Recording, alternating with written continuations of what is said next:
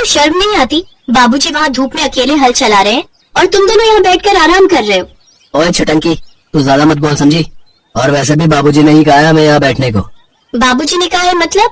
हाँ, हम तो गए थे बाबूजी की मदद करने, पर उन्होंने ही मना कर दिया, तो हम क्या करें। अरे जाओ जाओ, तुम दोनों आलसियों को मैं जानती हूँ। वो छोड़, ये बता खाना लाई है? अपने भाई के सवाल का राधा ने कोई जवाब नहीं दिया और गुस्से में खाना का डब्बा वहीं पटक कर अपने पिता के पास जाने लगी। दोनों भाई खाने पर टूट पड़े। उधर राधा खेत में जाकर अपने पिता से बोली, बाबूजी आओ खाना खा लो। हाँ बेटिया, बस थोड़ा सा ही बाकी रह गया है, तुम चलो, मैं बस अभी आया। लाइए मैं कर देती हूँ, आप जाकर खाना खा लो। नहीं बेटिया, देखो कितनी धूप है, मेरी बिटिया काली हो जाएगी, फिर कौन ब्याह करेगा कल्लो से। कल्लो, ये नाम भी अच्छा है वैसे बाबूजी। इस बात पर रामलाल और राधा जोर जोर से हंसने लगे। रामलाल के 3 बच्चे थे, सबसे बड़ा अमित, फिर सुमित और सबसे छोटी राधा। रामलाल की पत्नी का बहुत पहले ही स्वर्गवास हो गया था।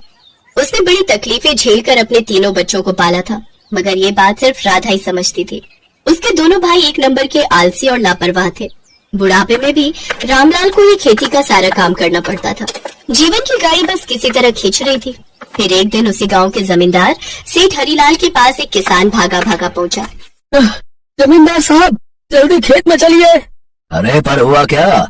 वो रामू को सांप ने काट लिया है, उसके मुंह से झाग निकल रहा है। हे भगवान, ये क्या अनर्थ हो गया। चलो चलो जल्दी चलो। किसान की बात सुनते ही गांव का जमींदार हरिलाल फौरन खेत पहुंचा। दरअसल हरिलाल और रामलाल बचपन के दोस्त थे। फर्क सिर्फ इतना था कि रामलाल एक किसान का बेटा था और हरिलाल एक जमींदार का। हरिलाल ने कई बार रामलाल की पैसों से मदद करने की कोशिश की, लेकिन खुददार रामलाल ने हरिलाल से सिर्फ उसकी दोस्ती चाही।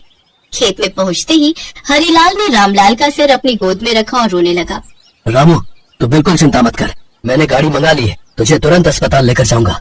ना हरिया, अब वक्त नहीं है मेरे पास। मुझे मेरी कमला के पास जाने दे, बस तू एक एहसान कर देना मेरे भाई मुझ पर। हाँ हाँ, बोल मेरे भाई बोल। और फिर रामलाल ने हरिलाल के कानों में कुछ कहा और फिर उसी की गोद में दम तोड़ दिया। अगले दिन अंतिम संस्कार के बाद हरिलाल ने सुमित और अमित को अकेले में बुलाया और कहा, तुम्हारे पिताजी को किसी मामूली सांप ने नहीं काटा था, वो एक इच्छाधारी नागिन थी। रामू चाहता तो उसे फावड़े से मार सकता था, लेकिन उसने ऐसा नहीं किया। इसी वजह से इच्छाधारी नागिन ने उसे एक वरदान दिया कि उसकी बेटी यानी तुम्हारी बहन राधा जब 21 साल की हो जाएगी, तब वो जिस भी चीज को छुएगी वो सोने की बन जाएगी। हरिलाल ने अपनी बात कह दी थी, जिसे सुनते ही दोनों भाइयों की आंखों में चमक आ गई। वो तुरंत राधा के पास पहुँचे। राधा, तू बिल्कुल परेशान मत होना बहन, बाबूजी नहीं रहे तो क्या हुआ है? अब से हम दोनों भाई तेरा पूरा ख्याल रखेंगे। अपने पिता को खो चुकी राधा को अपने भाइयों की बात सुनकर बहुत राहत मिली।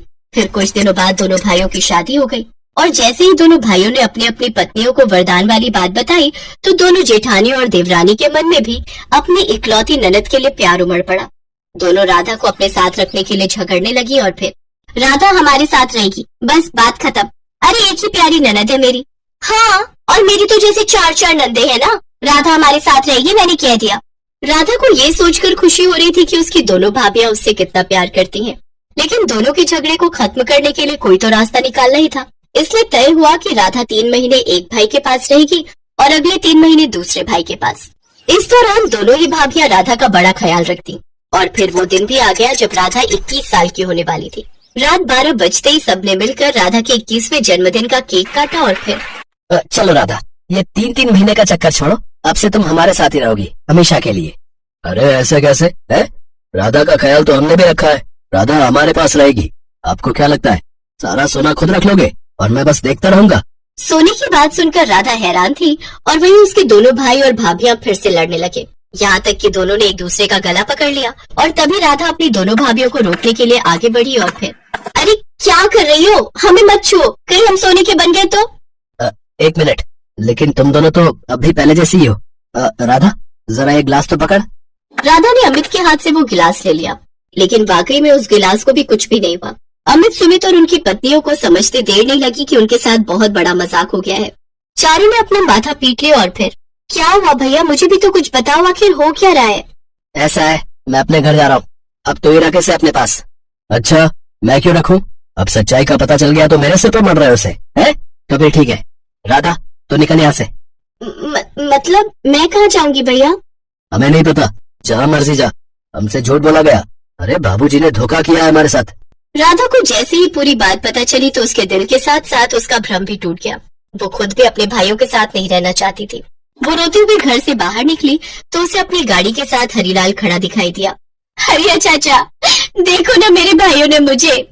मैं सब जानता हूँ बेटी, इसीलिए तो तेरा इंतजार कर रहा हूँ। अब तू मेरे साथ चल, आज से तू बहू है। मेरा बेटा विमल बहुत होनहार और समझदार है, और उसके साथ तेरा रिश्ता तो मैंने और तेरे बाबूजी ने बचपन में ही तय कर दिया था। रामू को तेरी बड़ी फिक्र रहती थी, और उस दिन भी उसने मुझसे यही कहा था, बस मेरी राधा का ख्याल रखना हरिया। चिंता मत कर रामू, मैं जल्दी उसे अपने घर की बहू बनाऊंगा, और फिर उसे कभी कोई परेशानी नहीं होगी। तेरा बहुत धन्यवाद भाई। बस तभी मैंने तेरे भाइयों को इच्छाधारी नागिन के वरदान की झूठी कहानी सुनाई। फिर जो हुआ वो सब तो तू जानती है बेटी। राधा को पूरी सच्चाई बताने के बाद हरिलाल उसे अपनी गाड़ी में बिठाकर गांव के मंदिर में लेकर आया, जहां उसका बेटा विमल राधा के इंतजार में खड़ा था और पास ही शादी का मंडप भी तैयार था। बस बस बेटी, आज से मैं ही तेरा ससुर और मैं ही तेरा बाप हूँ, और चिंता मत करना, भगवान का दिया सब कुछ है हमारे पास।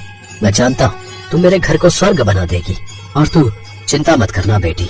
तो जिस चीज पर हाथ रखेगी तेरा ये बाप उसे तेरे लिए सोने का बना देगा।